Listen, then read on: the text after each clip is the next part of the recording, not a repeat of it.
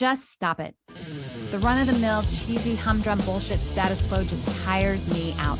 What fascinates me are the industry disruptors, the superhuman frontiersmen or women who go through hell to achieve their goals. Join me as we meet and learn from those mavericks, rebels, and business leaders that aren't afraid to piss off the establishment in order to make radical change for good. Sponsored by Johto PR, the disruptive anti-PR firm that murders your competition with cinder blocks and cyanide. This is Disruption Interruption. Welcome back, everybody, to Disruption Interruption. I'm your host, KJ, and we're here today to talk to another industry leader that has steered off the lame-tired path of the status quo. We've been told that innovation is just a higher resolution screen or a faster processor. We've spent billions on hardware while completely ignoring the human side. Our guest today is the experience architect. The biggest brands on the planet's call when they realize that their tech-first approach is not working so well. He's an immersive experience designer and strategist who has led XR innovation for the likes of Meta, the BBC, and even NASA. But he doesn't just build software, he builds story worlds. He's a pioneer of social spatial analysis, and he's here to prove that the technology is 100% secondary to the human why. He's dismantling the hardware-first mindset that's been boring us for years. He's turning passive, glassy-eyed observers into the actual heroes of the experience. Whether he's designing for Charlotte Tilbury or fighting for social change, he's proving that without a soul, all that fancy tech is just high-priced junk. Please welcome our disruptor, the master of immersive narrative, Adipat Virdi. Hi, welcome. Thank you so much. Nice to see you. You're so welcome. Adi, we've not done an episode on this. We've talked about humanities and in technology today. Many disruptors are talking about that. We definitely need to bring our humanities up to and exceeding the level of innovation and iteration of our technologies. But this is very important because you're talking about the soul, the life, the vital life that is behind all of this creativity. Absolutely. It's about the why, There's so much technology, it's all evolving, it's evolving exponentially, but why are we doing it? It's that line from Jurassic Park, just because we can doesn't mean we should, and I feel like that about the tech right now. It's like, what is it about the human condition that we're actually evolving or shaping or understanding? And that's where my work comes in. Beautiful. Our listeners always like to find out from innovators, like what's driven them towards innovation and disruptive innovation. What has it been for you? Throughout my career, a lot of the work that I do, it sits at that sort of nexus of content, consumer, and brand. Whether it's actually sort of designing an experience, and for whatever sector, whether it's entertainment, healthcare, automotive, fashion, it all seems to be tech first. It's like, what latest development can we use to veneer onto something we've already been doing in the way that we've been doing it for decades? And actually, there's no kind of thought being given to that evolution of what's the impact of that in terms of how we essentially connect? What is it that allows us to really understand what's happening and gain from that? We are participating in those experiences. So for me, that's where the sweet spot is. That's where the innovation is. That's what we're missing, is really understanding where empathy sits and how that essentially now is not a product, but actually a driver, a creative driver for how we build that connection. Wow. I love that you said that. And, I'd like to get your viewpoint on this because you made me think of a few things with this, right? I was thinking of the movies like Star Wars, right? And I was also thinking of the popular show, British show that then turned in a few movies, which was Downton Abbey. Yeah. Right. And I've seen others, but, you have something and then they want to layer on like technology on top of it to make it so much better, but it becomes too affected and the human connection becomes gone, right? Yeah. So is that what you're talking about? They sort of lose the why? Absolutely.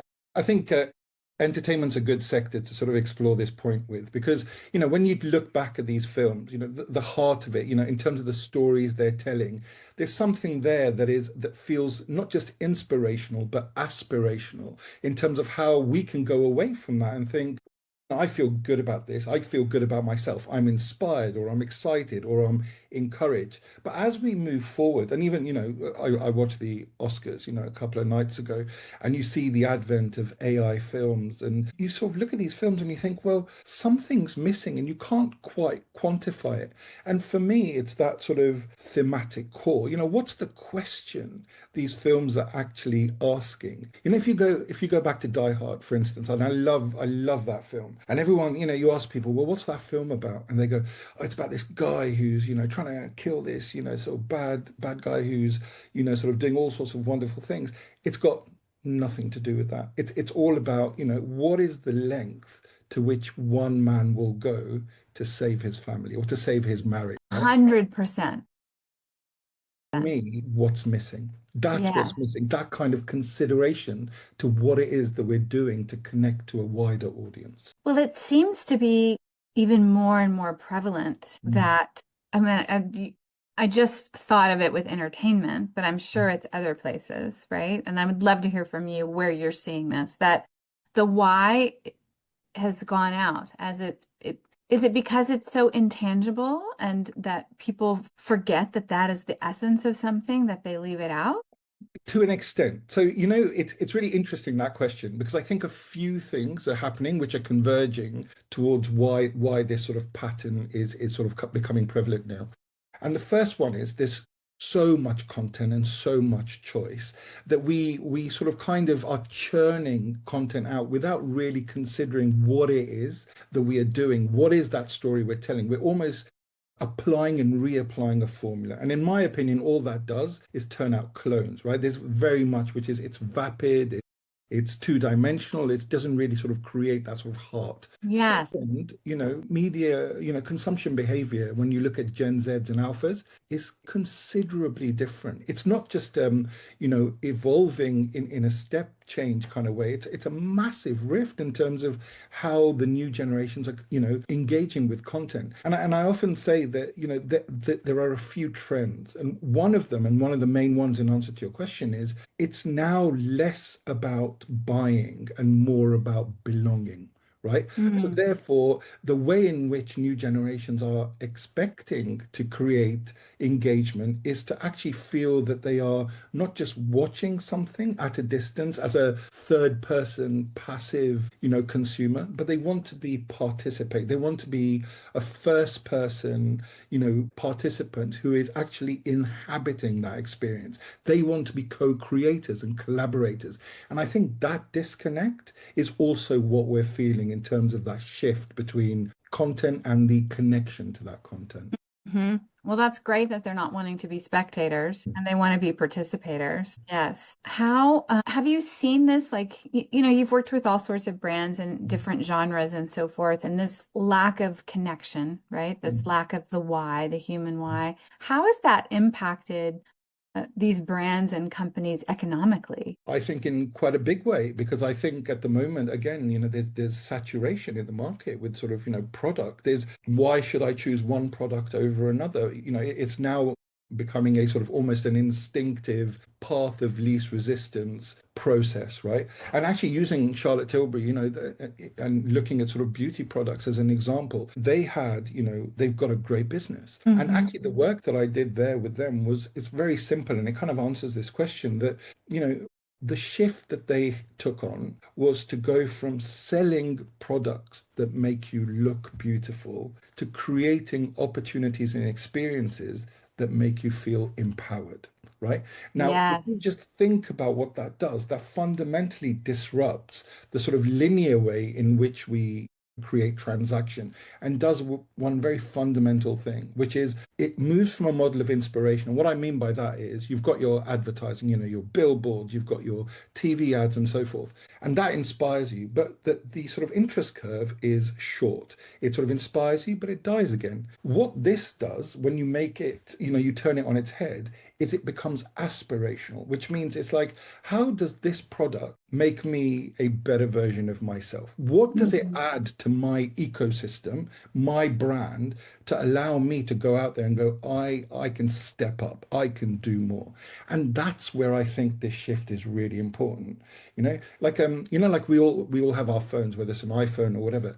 I Like an almost see it appendage. exactly. And if we think of ourselves as that sort of empty, thing, this appendage, as you call it, that's what brands are now. It's like, what app do I want to load onto my phone in order to give me access to something that's going to help me, rather than Mm, every app being loaded on at all times, because then we right, don't know what to choose. right. Yes. Well, is this something that is that people can adopt and that's repeatable, or is this only with Addie? No, not at all.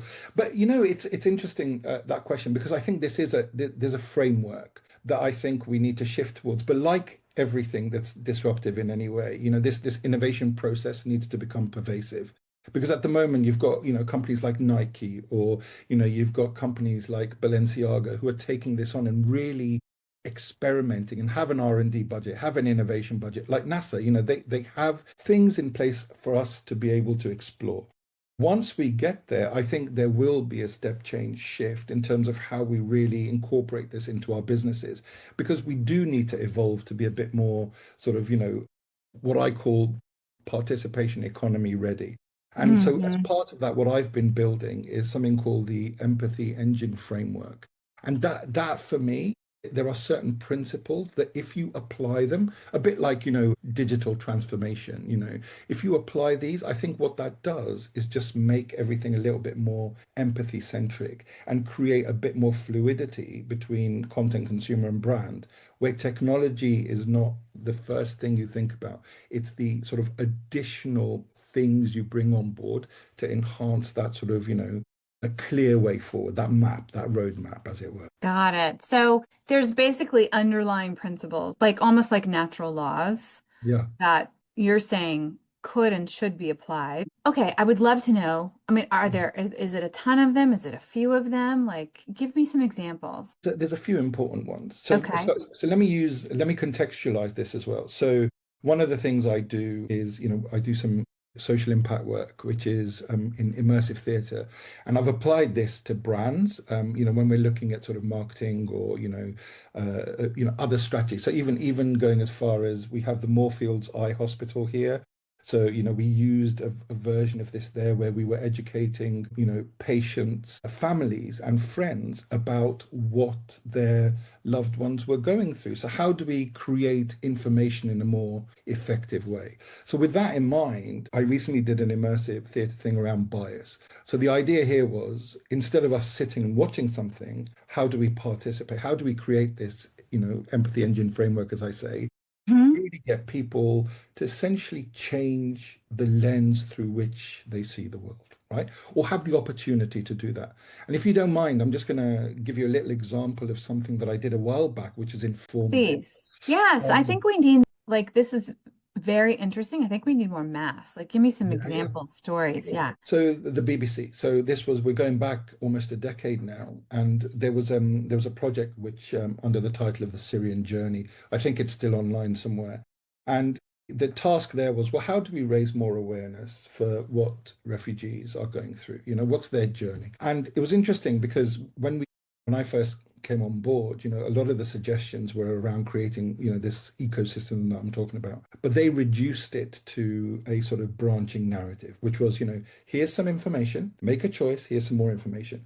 And now there's a very clear difference between interaction and participation, because one has Hmm. agency, the other doesn't. It gives you agency. And so what we were finding was, even though we had, 2 million plus, people engaging over the course of a weekend, the interest curve went up, but then died immediately, because you and I don't know your story, but I certainly I've never been a refugee. I don't know what it's actually like. I don't know what that lived experience. Oh, I know. But what you can't do is say, here's an experience. Now go through this and you will know what it's like to be a Syrian refugee. That's not how it happened. So, and that's what was reflected in the numbers. So I went back to this and I realized that the core thematic question was wrong, a bit like the Die Hard example we were talking about. Yeah. And the question that, and there was, we did about, I don't know, it was about 150 interviews with people from all parts of that journey. And there was this one guy in particular whose mum gave him a pair of shoes and said, "Look, I want you to take these because I know you're about to go on this, really hard journey." And he knew he would never see his mum again, right? Wow. So he took these shoes but he refused to wear them until he got to the other side and got freedom and got what he needed to do, right? And that got me thinking about, what this pair of shoes meant to him. And the Hmm. question that I came up with at the end was, well, if your whole world was falling apart around you, what's the one thing you would not leave behind? And when you introduce that question, anyone, you, me, other people can answer that because it's part of our lived experience that we could contextualize that with. So when I introduced that on socials, we had huge uptick. But two things happened. One, people were going back to the original experience and finishing it. And second, they were on the experience for a lot longer, And when right? you say the experience, what's the experience? The online branching narrative thing I was telling you. So that Okay. so it reframed what that was and the story it was telling you because Ah, the lens changed on how they perceived what that story was about. so interesting. Yes. And so to go back to your question, the principles here, the first one is what I call audience protagonism, right? Which is, you have to place the audience inside the experience and give them moral complexity. So I could sit here and tell you a story about bias, but if I actually get you to live that experience by proxy within the story, that's one way. That's one rule that I use. So there's a whole system that I've got in place where you talk about how do you create audience protagonism. And the second thing is something I call ethical friction, which is it's very much about, I could sit here and tell you a story and we could both have oh, that's sad, but it doesn't matter to us. How do we make it matter to us? How do we Hmm. go, I'm now going to go away from here and think about that? And how do I contextualize it within my own world? And I think that is very important. And the third main one is about embodiment, right? It's about how you create not just having the experience around you, but what are the choices you create in order to get people to confront something about themselves in a meaningful way? And just as a last point on this, just to give you an example of that, as part of this experience, the ruse is you go in, you watch a situation, you then explore essentially what are like escape rooms. So you pick up clues, so you get invested, but then Yeah. you become the jury and you decide, make a decision. But the ruse is that actually, when you get to the end, you as the audience are the ones being tried about the way in which you've made judgment. So your judgment is on trial. And Hmm. that really created a lot of conversation and it really informed what this framework is really trying to do. Wow.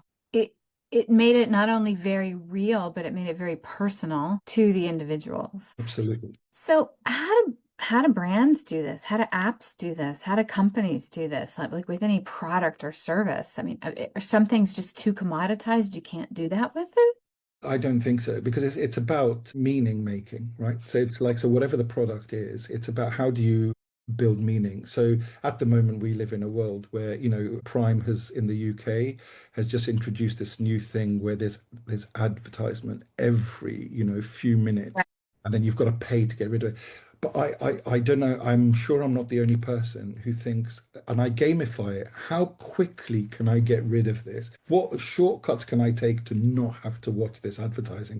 And that you think about it and you think there's all this money's been spent, but none of it's actually creating value or affect, right? It's not creating anything that resonates. I think You're talking about the advertising. yeah, well, the products that are being advertised, it's Mm, like I don't care. I don't know what they are and I don't care. In fact, there's a right. negative reaction. I don't want Totally. to care. But then you look at people like Nike who did the collaboration studios. Nike, I think, have really taken this on board, where one of the projects that I was involved with was called the Nike Collaboration Studio. So you had an opportunity to, you took a trainer essentially, right? So a sneaker, I guess, and you sort of take this thing and you go, well, you could buy it and, we're going to design this really cool thing, or let's just apply a different way of looking at what trainerness. I know this sounds a bit odd, but what does trainerness mean?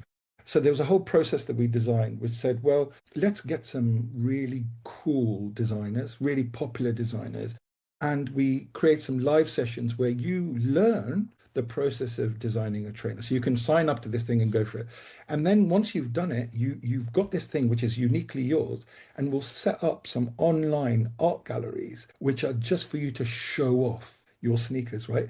So this product suddenly becomes an extension of you. It has meaning layered into it, which is all resonating who you are, what you stand for, what you like, how you belong, right? And Wow. people create conversation around it.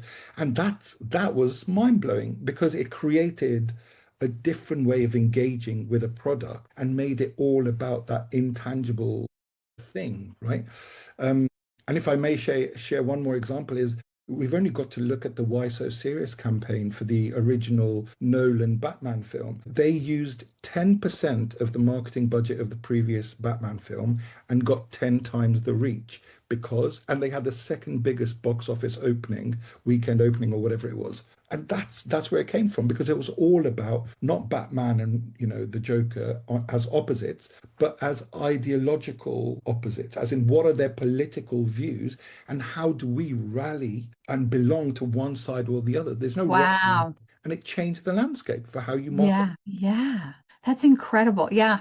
That's incredible. You're getting people to identify with Exactly. things. So is this this particular framework, right? How do you roll it out and make it more pervasive? So the one thing I don't want to do with this is it's not a here's an app, just Yeah. go and sort of, whatever. This is a consultative process, because at the Yeah. moment there's three things we need to do. There's a disconnect between how people are doing things now and how things could be done to answer a few of these questions around changing consumption behavior. So the Hmm. way I do it is I have a three-part process. So I'll go in and sort of talk about it and use examples and just show where the shift is, because there is a shift towards co-creation rather than just being disseminated or given something to either see, watch, experience, or have. So I talk about all of these shifts. Second is to actually design a prototype. And that I think works well for brands because you've got to test this. You can't know if this is working if you can't test it in a more meaningful way. Testing empathy is hard because it's an Yeah. intangible that you need tangible results from. So Yeah. that process has been really rewarding in terms of where we've used it.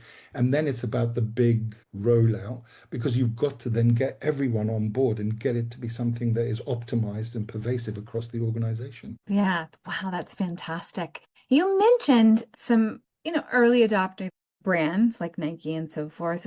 What industries are you finding that are early adopters of this? Entertainment, definitely, but sort of, so for instance, Disney's theme park business, they are very early, adopters of this. But weirdly, not weirdly, but fashion are big adopters. And I think fashion in terms of really understanding the notion that fashion really isn't about apparel, it's about meaning. It's about identity, as you said. They are early adopters. And I would also say that sort of, for me, mainly automotive. There's a big drive Yeah. there in terms of really starting to understand how, that the industry works and what something a product like a car, what does that mean? How do we really understand our place in terms of what we're creating in terms of the product and what that product means to the wider audience base? And also, how do you create community? That's what this is about. Yes, you're absolutely right. So is this, only like around XR innovation or, XR or I mean, it sounds like it could be with anything. And you're absolutely right to bring that up because, with this bias experience I was telling you about, that my one goal was counterintuitively, and it sort of, it was quite funny the reaction I got to this. It's like, I don't want to use any tech. I want to get the empathy tech right and get that formula right without any added tricks or gimmicks. And then we layer the technology on where it's important. So everyone goes on about VR. Well, stick it in a headset and we can, create this other world. It's like, well, great, but what are you actually doing with it? So actually, for me, 360 film is a far better way to create that immersive engagement than VR will ever be. Because if you watch things like Traveling While Black, when that first came out, it's mind-blowing what story can do, but it's a story told in a particular way. You can't Hmm. veneer this tech on because people relate to it and use it in very different ways. So interesting. I was thinking of something when you said that, something else, like a brand, which is sort of following these principles a bit, called Mm. Newly. I don't know if you've heard of them, Nuuly. No, I haven't. No.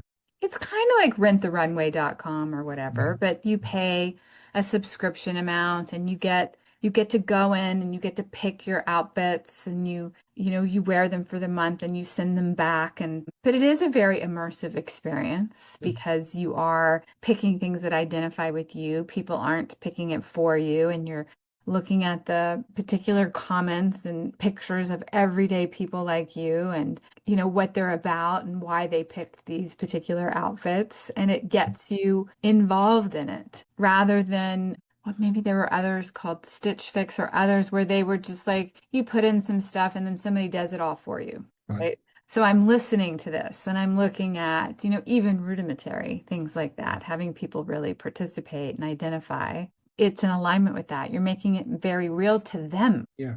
But it's all of that stuff sounds great. And it's, of course, it's about alignment and identity. But at the root of this, it's just about agency and choice. It's like, how do I empower myself to just allow me to have more choices in the way that I want them? Because I find a lot of product placement, a lot of the service industry, let's just to generalize for a second, it's very Yeah. deterministic, right? It's like, here are some choices. And that's Hmm. it. Rather than saying, well, you get to choose the choices for yourself, right? Right. And that I feel is, in a very simple way, that's the layer we're adding or facilitating. Because what the tech has actually done is allowed people to say one simple thing: I can do this myself. I don't need you. And Right. that is what we're responding to. Right. Okay, I'm going to play the devil's advocate because I'm just so very interested here. Like you talked about a service industry and they dictate, okay, here's the choices for you, right? Mm. What if you have like a service that is based on a codified body of knowledge that you apply it in a certain way, it gets results. And if people do it differently or stray off of that, they're not going to get the results, right?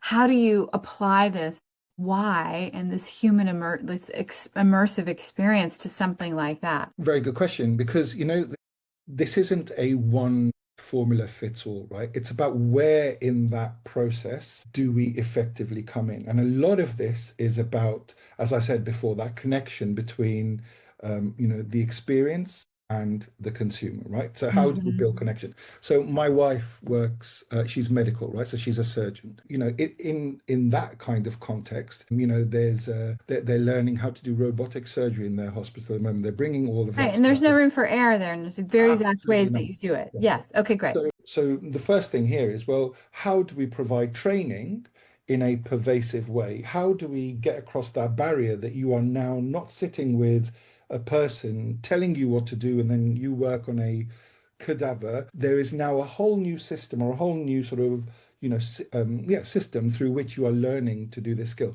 So we're not informing the learning of that skill. We're just informing how we can make it stick a bit better. Hmm. Are there ways in which we could deliver that knowledge in a more sustainable way, in a more clear way, to advance and add value to what you're already doing? And in academia as well, like the university system at the moment, just to your point, we're not saying let's revise, the knowledge. We're saying, well, is there a better way that responds to how people absorb knowledge that we can look at? So I don't know what it's like in the US. From what I've heard, it's a lot more progressive in some places, like Columbia. I've heard great things about Columbia and Yale, blah, blah, blah. But here in the UK, it's linear, right? So if you're doing a PhD, for instance, you come in and you go, well, look, for instance, I would be like, I've got 25 years in the industry. I come with some knowledge. I'd like to explore it. But here it's like, no, no, no. You have to do a literature review. Then you have to do this. Then it's linear. But what I've heard of, some of these places like Columbia are doing is they're very much going, well, let's break the whole timetable up, do it in hour slots. You design your own curriculum. You choose which bits out of this would add value to what you're trying to do and create your own educational roadmap. So that's kind of what I mean. It's just Yeah. rethinking the way in which that roadmap.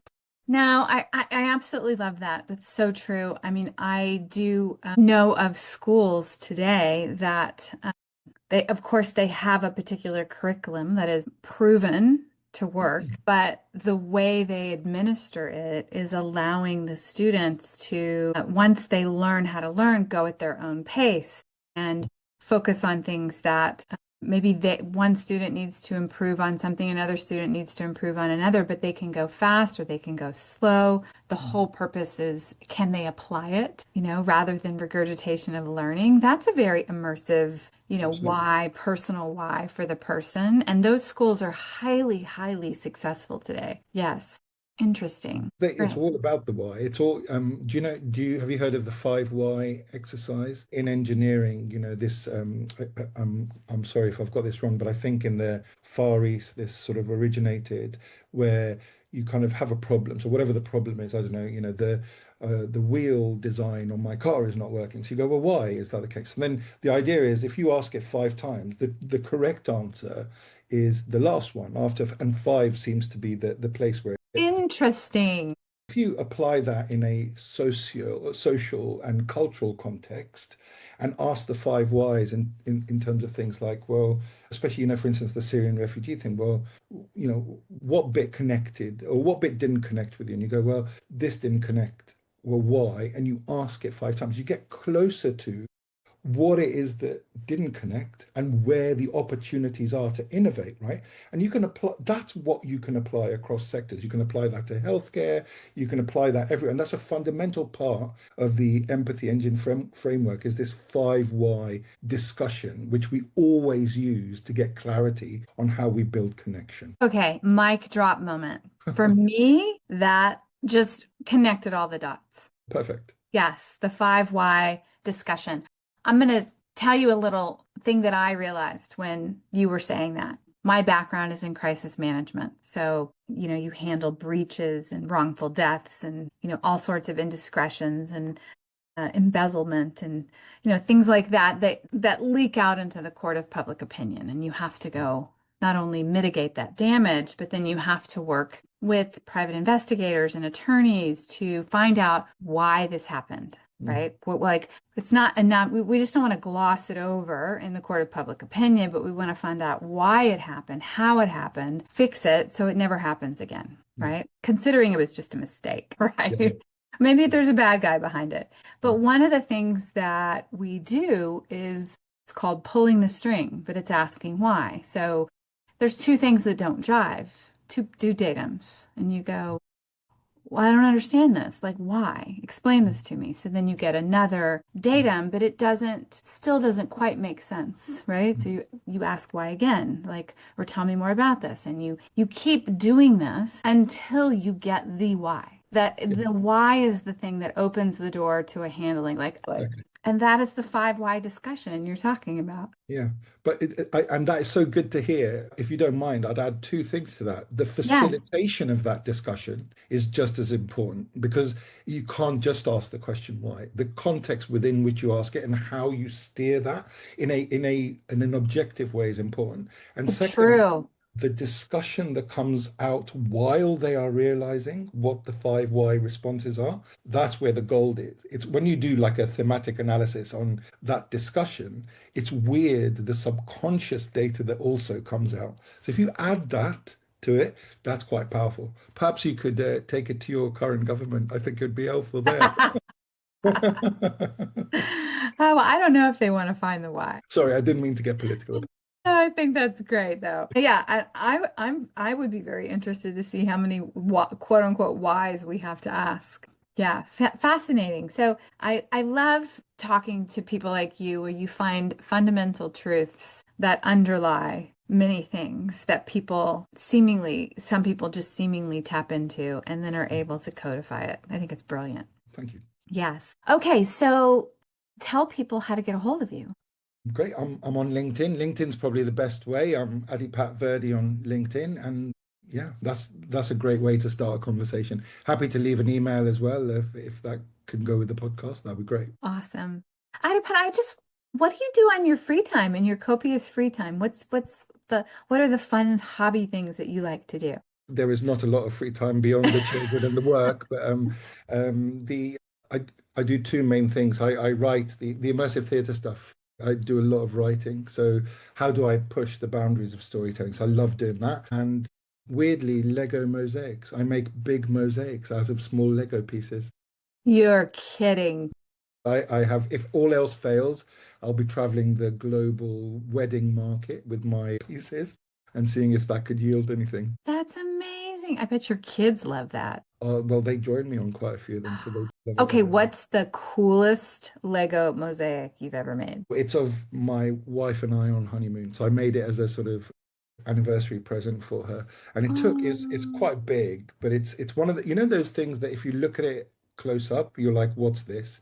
But the right. further you move away, you can start to pick out. So that took me a while to do. I love that piece. So it's nice. It really represents us when we first got together and got married, and yeah, it was lovely. That's beautiful. Did you hide it from her until you finished, or Yeah, yeah, absolutely. what was the effect created? Was she just Oh, blown away? she loved it. Yeah, so it's hanging up in our living room and all that kind of. So the kids often are like, "When are you going to do one of us?" So that's the next project, next big project. I'm sure that this a labor of love. It takes quite a while, right? Absolutely. Yes. Okay, Adipat, this has been amazing and lovely. Thank you very much. Tell me, what would you like to leave our listeners with?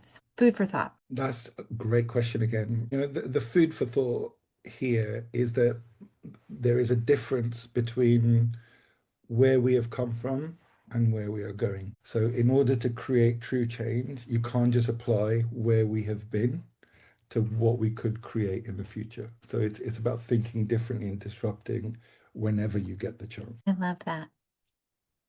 It's a blank canvas, right? The future. Exactly. That's beautiful.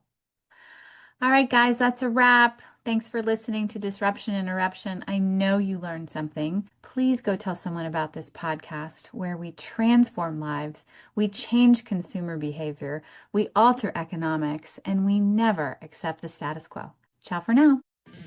Because we live in a highly litigious society, with America being one of the top litigious countries in the world, here's our legal disclaimer. This information is not intended to be a substitute for professional public relations or legal advice. Do not disregard seeking professional, legal, healthcare, or financial advice, or delay seeking professional PR or legal advice because of something you have heard here. Contact an attorney to obtain advice on any particular legal situation or problem. Use of this podcast or our website or any of its social media or email links do not create an agency-client relationship between Johto PR and the user.